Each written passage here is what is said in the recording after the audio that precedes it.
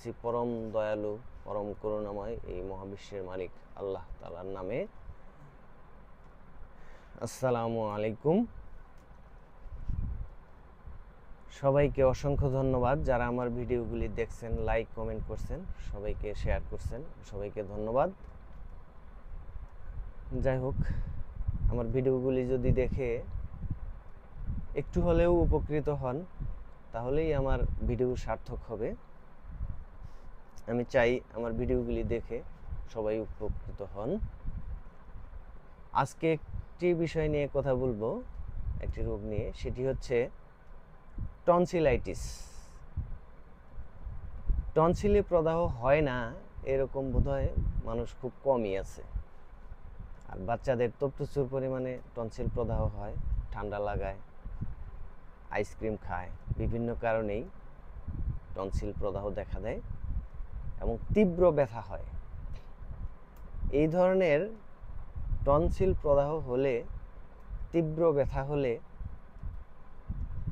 আমরা তখন অনেক সময় দিকবিদিক হারিয়ে ফেলি যে আসলে কি করব, কিভাবে সমাধান করব, খুঁজে পাই না। হোমিওপ্যাথিতে খুব চমৎকার সমাধান রয়ে গেছে, আমরা জানি না। আর আমার এই দেখানো পথ অনুযায়ী যদি ট্রিটমেন্ট নেন তাহলে অবশ্যই দেখবেন যে খুব দ্রুত, অ্যালোপ্যাথির চাইতেও দ্রুত রেজাল্ট পাবেন ইনশাল্লাহ। কিন্তু ঔষধ খেতে হবে নিয়মিত। তো যাদের দেখা যায় যে তীব্র জ্বর, সাথে গলা ব্যথা এবং ঢুক গিলতে দেখা যাচ্ছে যে প্রচণ্ড ব্যথা হচ্ছে, কোনো কিছু খেতে পারছেন না, হা করে টনসিলগুলি দেখলে দেখা যায় যে একেবারে ফুলে বিচির মতো হয়ে গেছে, লাল টকটকে হয়ে আছে, জ্বর 102, 3, 4 পর্যন্ত হতে পারে। এই ধরনের যদি কারো হয়, পানি পিপাসা কারো থাকতেও পারে, নাও থাকতে পারে। একেবারে পারফেক্ট একটি ঔষধ, সেটি হচ্ছে মার্কসলভ।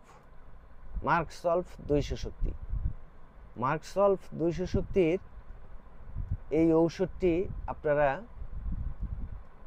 লিকুইড যদি নিয়ে আসেন তাহলে 5 ফোঁটা করে দিনে 4 বার খাবেন। আর যদি বড়িতে নিয়ে আসেন তাহলে 5টি করে ট্যাবলেট দিনে 4 বার খাবেন। আর সাথে অবশ্যই বায়োকেমিক ঔষধ খেতে হবে। বায়োকেমিক ঔষধ ক্যালকেরিয়া ফ্লোর। ক্যালকেরিয়া ফ্লোর ঔষধটি অবশ্যই 12x আপনারা নিয়ে আসবেন। 12x। জ্বর যদি থাকে তাহলে সাথে ফেরামফস 12x। আপনারা দুটি ঔষধ পর্যায়ক্রমে দিনে 4 বার কমপক্ষে খাবেন, 5টি করে ট্যাবলেট 4 বার খাবেন, চুষে চুষে খাবেন এবং গরম পানি দিয়ে, লবণ দিয়ে পানি গরম করে ওইটা দিয়ে গড়গড়া করবেন।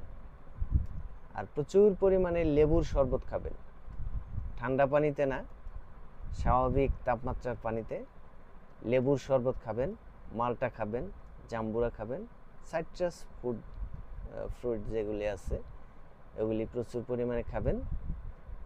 দেখবেন খুব দ্রুতই আপনাদের টনসিলটা সেরে গেছে, জ্বর সেরে গেছে ইনশাআল্লাহ।